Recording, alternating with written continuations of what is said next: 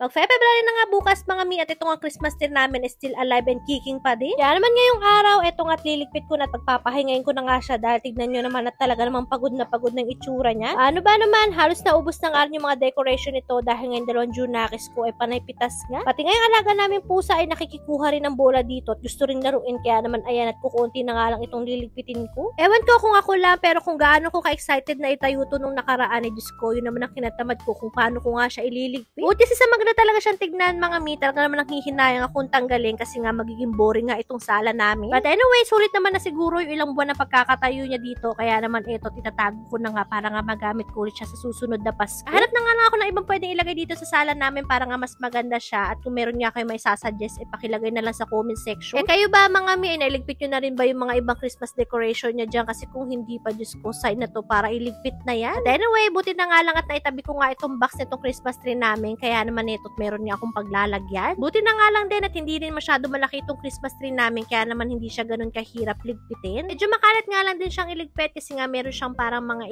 snow pero okay lang yan kasi nga yan yung nagpaganda nitong Christmas tree. Kaya naman eto, nilagyan ko siya ng cling wrap para nga ma-preserve yung snow niya at saka para hindi siya matunaw. Charis.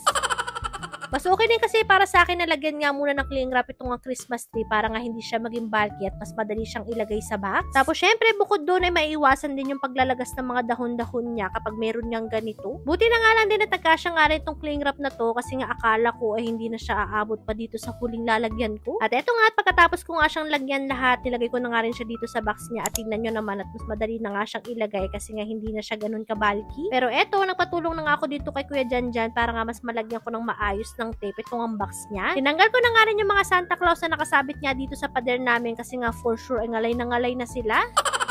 Kaya naman eto, nilagay ko muna sila sa plastic para nga hindi rin sila ganung maalikabukan para sa susunod na gamit ko, hindi na ako maglilinis. Pa-plastic ko nga rin sana itong malaking Santa Claus kaya lang hindi nga siya nagkasya. Kaya naman eto, nilagyan ko na lang siya ng cling wrap. Yung binili ko kasi yung plastic kahapon do sa Alpha Mart, Diyos ko, nagkamali pa nga ako ng dampot. Imbis nga trash bag yung makuha ko, ay plastic labo pala yun. Kaya naman ang ending ko, ano na lang yung merong plastic dito sa bahay, ayun na lang yung ginamit ko kasi nga for sure ay matatagalan na naman bago ko nga mailigpit to. Madami na rin kasi akong pending na video dito mga mi at nakaraan kasi talaga naman tinatamad akong gumawa. Pero dahil nga dumating na isa sa mga parcel na inaabangan ko, eto nga't nagsipagsipagan na ako para nga mabawasan na yung mga video ko. At ayan nga, kung makikita nga nyo dyan sa video ko, mga mi, yung malaking box dyan, ayan nga yung tinutukoy ko. Sobrang excited na nga rin akong buksan yan at share nga sa inyo yan mga mi. Kaya naman eto, for the sipag ng mami nyo for today's video. Bale, eto nga, halos patapos na rin ako sa pagliligpit at nilagay ko lang din muna sa box yung mga ibang decoration at si Daddy J ang bahala kung saan nga itatago to. Kaya naman hanggang dito na lang muna mga mi. So in last, salamat. God bless.